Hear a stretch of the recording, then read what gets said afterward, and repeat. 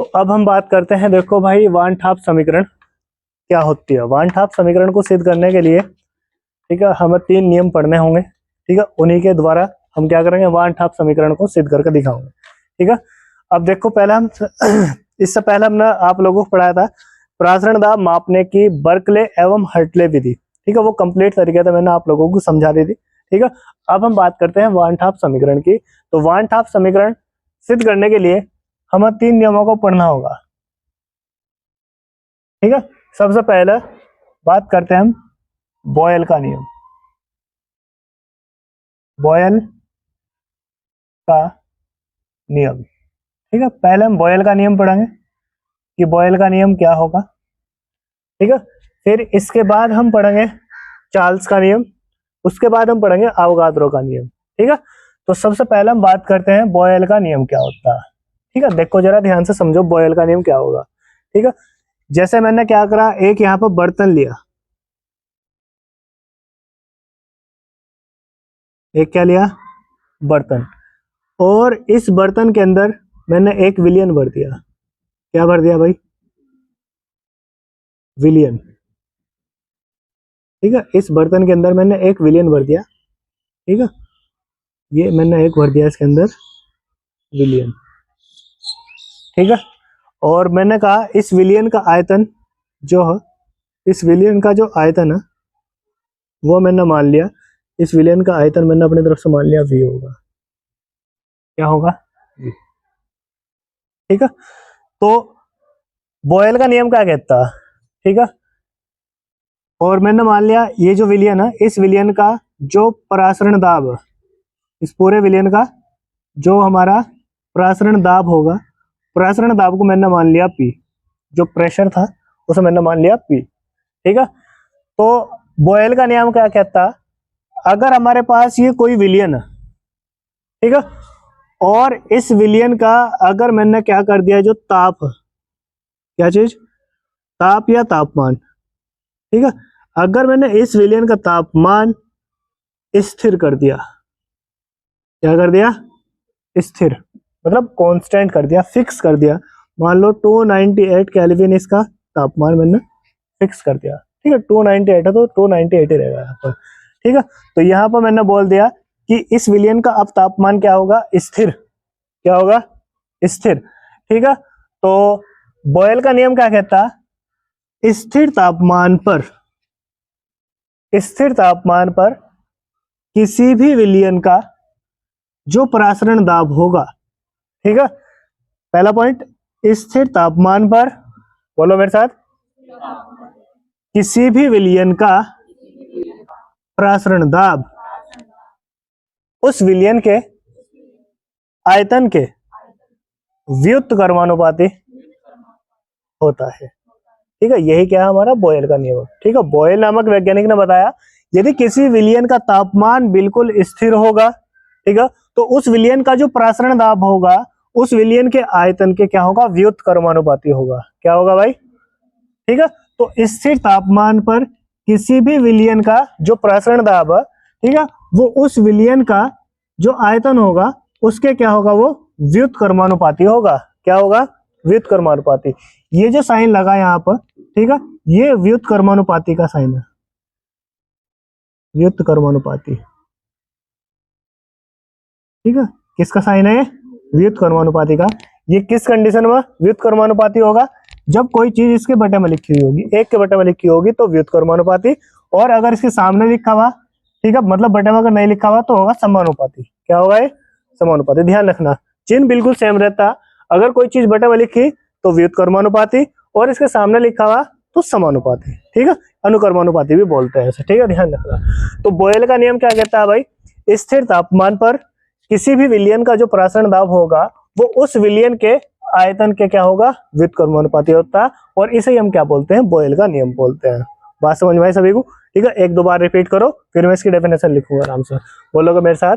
स्थिर तापमान पर किसी भी विलियन का परासरण दाब उस विलियन के आयतन के व्युत्क्रमानुपाती होता है, इसे ही बॉयल का नियम कहते हैं।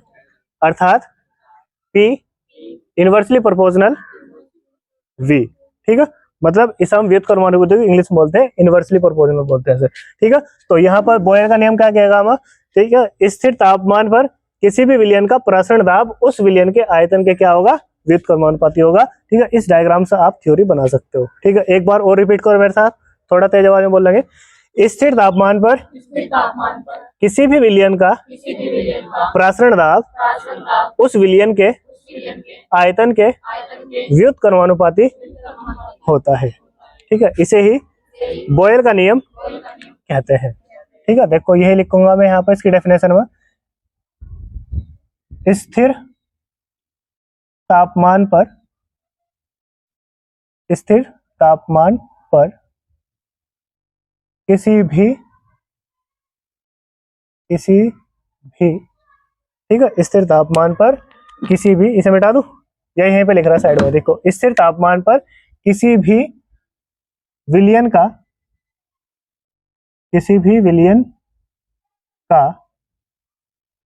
परासरण दाब, किसी भी विलयन का परासरण दाब, स्थिर तापमान पर किसी भी विलयन का परासरण दाब, ठीक है, उस विलयन के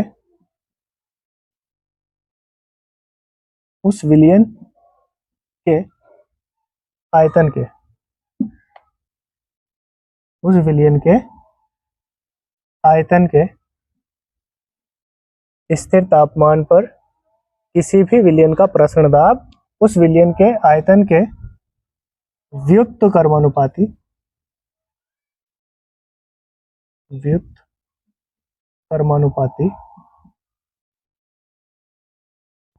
होता है, ठीक है। इसे ही, ठीक है, इसे ही बॉयल का नियम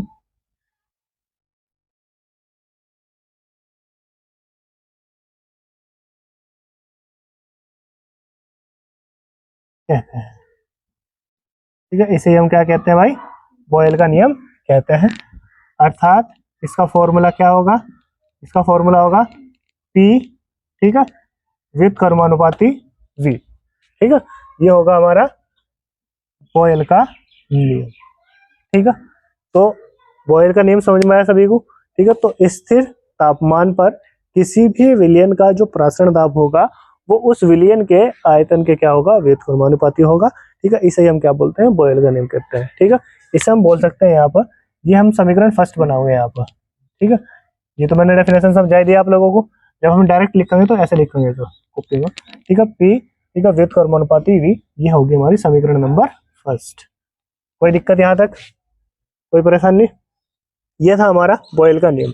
अब इसके बाद हम बात करते हैं, दूसरे नंबर पर आता है हमारा चार्ल्स का नियम, चार्ल्स का नियम, ठीक है। तो चार्ल्स का नियम देखो क्या कहता है। अब हम चार्ल्स के नियम की बात करते हैं, ठीक है। इसी डायग्राम से समझाओ या दूसरे से, ठीक है, इसी से समझा रहा, देखो जरा ध्यान से।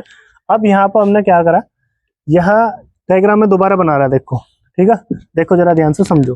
अब हम पढ़ेंगे चार्ल्स का नियम, इसका नियम पढ़ेंगे भाई, चार्ल्स का नियम। यहाँ पर देखो मैं डायग्राम बनाता हूँ। अब हमने कोई विलयन लिया,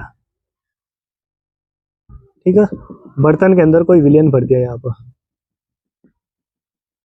क्या भर दिया, एक विलयन भर दिया हमने, ठीक है,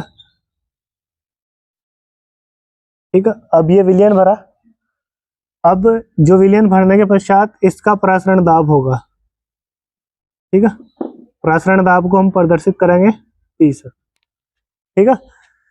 तो अगर मैंने इस विलयन के जो सांद्रता, विलयन की सांद्रता,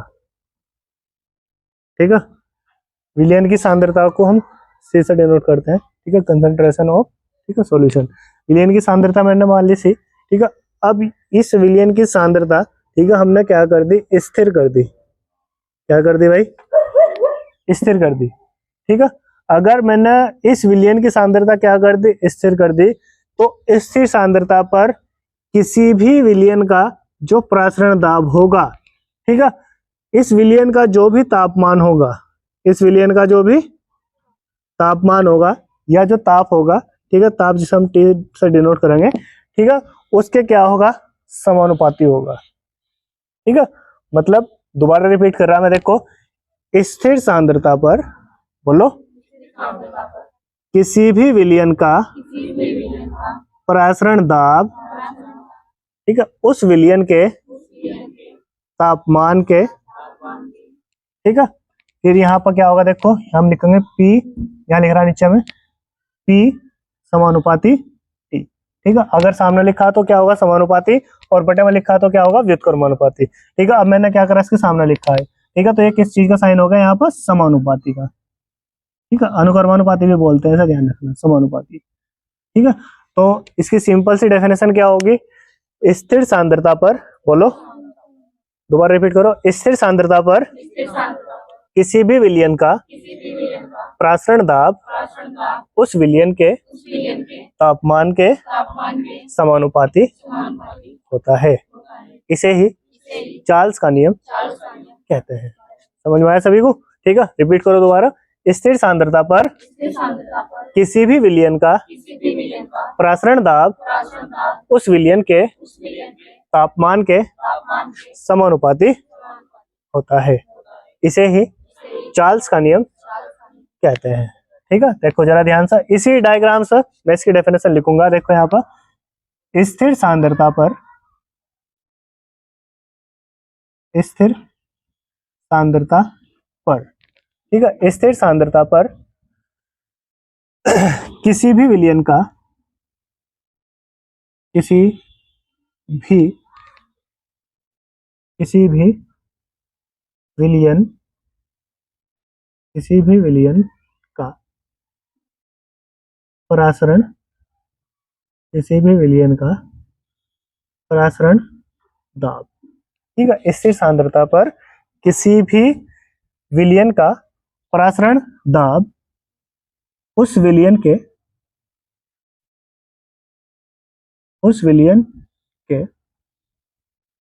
तापमान के, उस विलयन के तापमान के समानुपाती,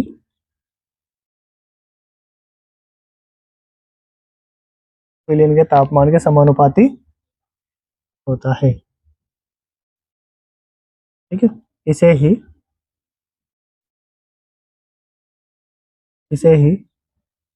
चार्ल्स का नियम कहते हैं। इसे ही चार्ल्स का नियम कहते हैं, अर्थात, ठीक है, P समानुपाती क्या होगा, T। ठीक है, ये कह दिया मैंने समीकरण नंबर 7। ठीक है, अब ये हो गया हमारा बॉयल का नियम और चार्ल्स का नियम पूरी तरीके से कंप्लीट। ठीक है, इसके बाद मैं आप लोगों को एक नियम और पढ़ाऊंगा, फिर एक समीकरण क्या करूंगा, मैं जनरेट करूंगा, जिसे हम बोल लेंगे वन हाफ समीकरण। ठीक है, ये दोनों नियम नोट करो जल्दी से।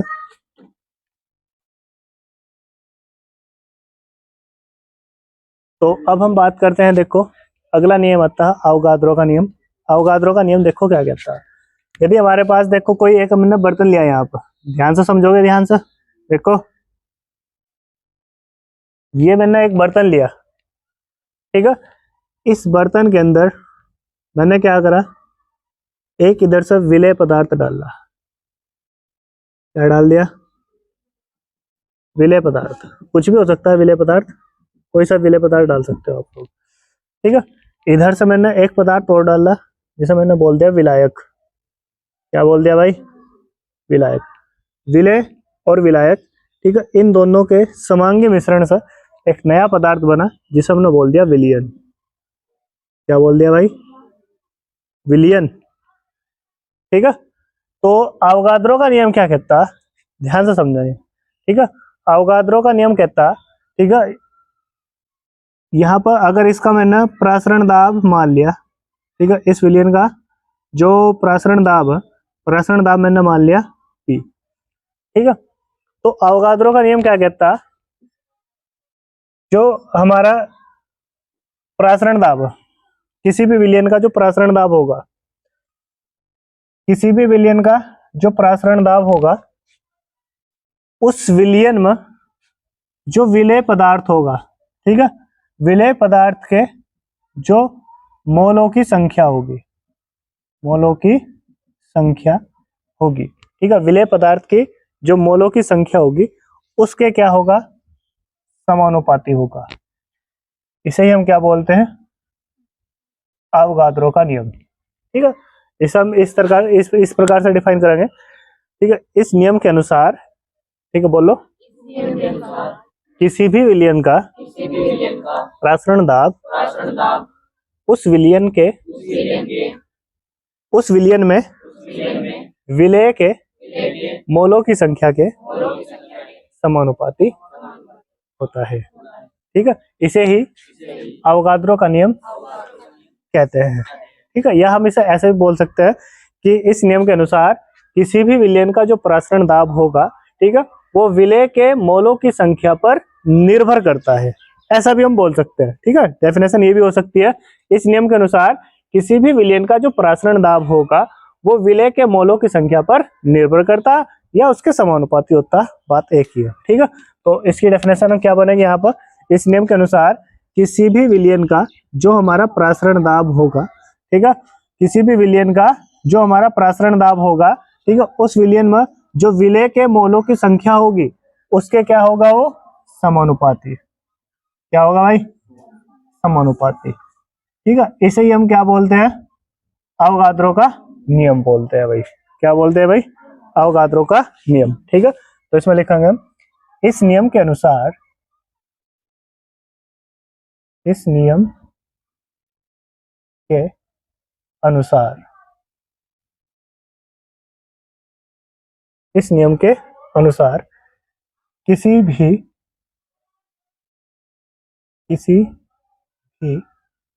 विलयन का,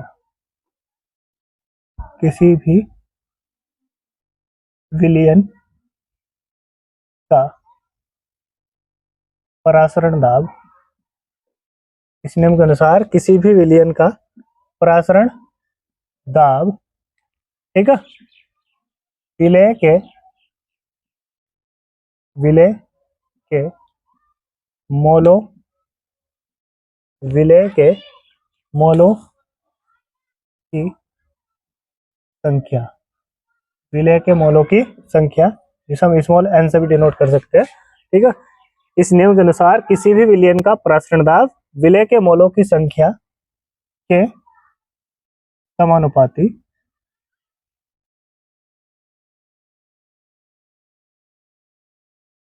होता है, ठीक है। इसे ही अवगाद्रो, इसे ही अवगाद्रो का नियम कहते हैं। इसे ही हम क्या बोलते हैं भाई, अवगाद्रो का नियम कहते हैं। अर्थात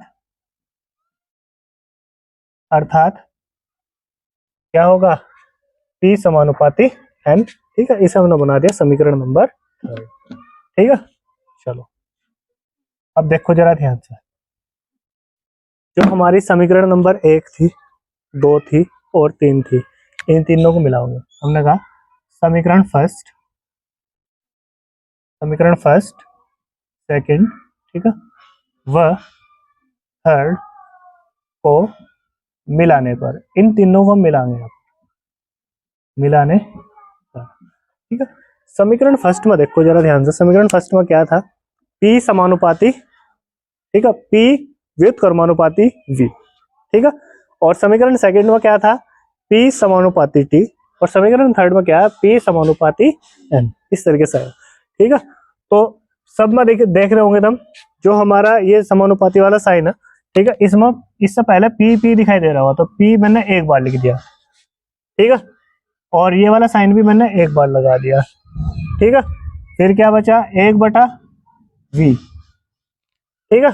और समीकरण सेकंड में क्या था, T, और समीकरण थर्ड में क्या आया, N, ठीक है। P, ठीक है, समानुपाती 1/V, टी एन। इस तरीके से हमने तीनों समीकरणों को मिलाकर लिख दिया, ठीक है। क्योंकि देखो पहली समीकरण थी हमारी पी व्युत्क्रमानुपाती 1/v, दूसरी समीकरण थी पी समानुपाती टी, और तीसरी समीकरण थी पी समानुपाती एन। ये आया, ठीक है। अब इनमें देखो पी पी पी ये मैंने एक बार लिख दिया कॉमन लेख, ये वाला साइन देखो सब में एक जैसा दिखाई दे रहा था, मैंने एक बार लिख दिया। फिर गुणा में 1/v टी एन, ये मैंने यहाँ पर मिलाकर लिख दिया, कोई दिक्कत तो नहीं आता।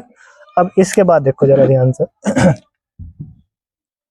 इसके बाद हम क्या करेंगे, ये वाला जो साइन है यहाँ से हटाएंगे, ठीक है। तो जैसे हम यहाँ तो समानुपाती का चिन्ह हटाओगे तो कॉन्स्टेंट आऊंगा पी समानुपाती, ठीक है। जैसे हम कहीं भी समानुपाती का चिन्ह हटाएंगे, ठीक है, केमिस्ट्री में या फिजिक्स में जब भी कहीं भी समानुपाती का चिन्ह हटता तो वहां एक कांस्टेंट आता, तो मैंने कहा यहाँ पर कांस्टेंट होगा आर।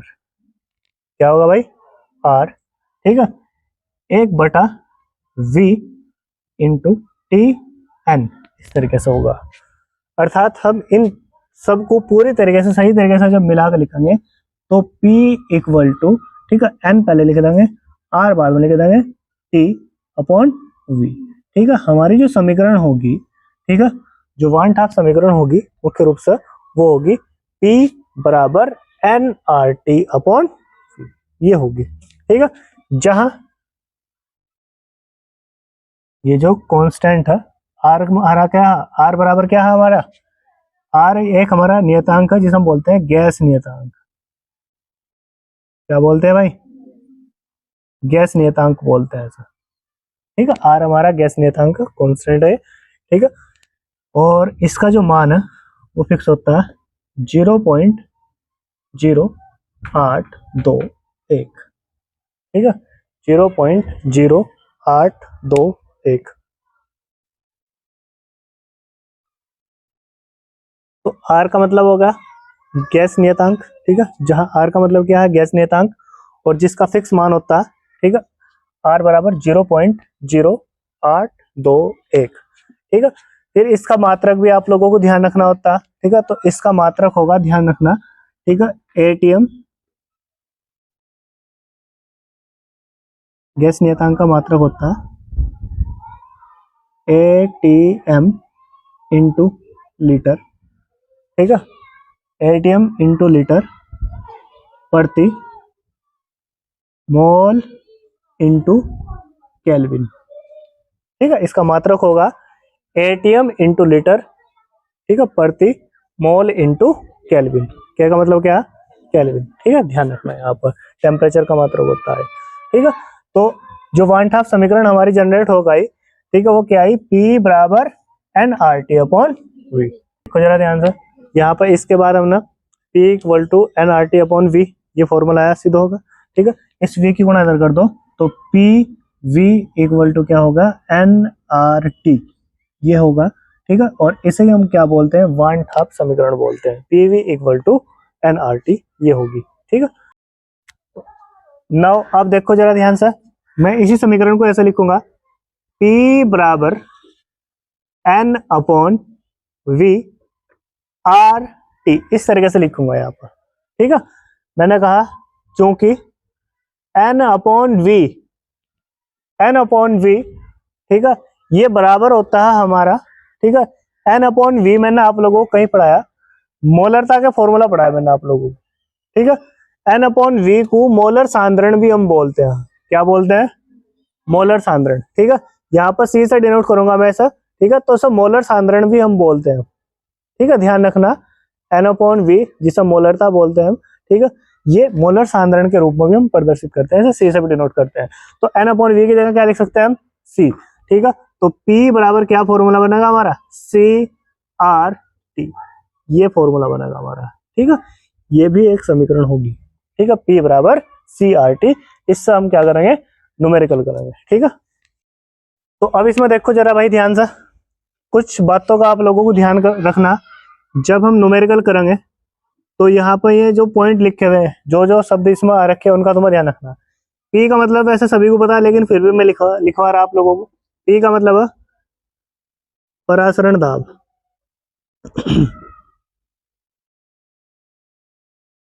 P का मतलब क्या होगा, परासरण दाब, ठीक है। फिर इसके बाद V का मतलब देखो इसमें क्या होगा, V का मतलब विलियन का आयतन, विलियन का आयतन। और जो विलियन का आयतन है, ठीक है, विलियन का आयतन होगा वो आप लोगों को लीटर में लेना।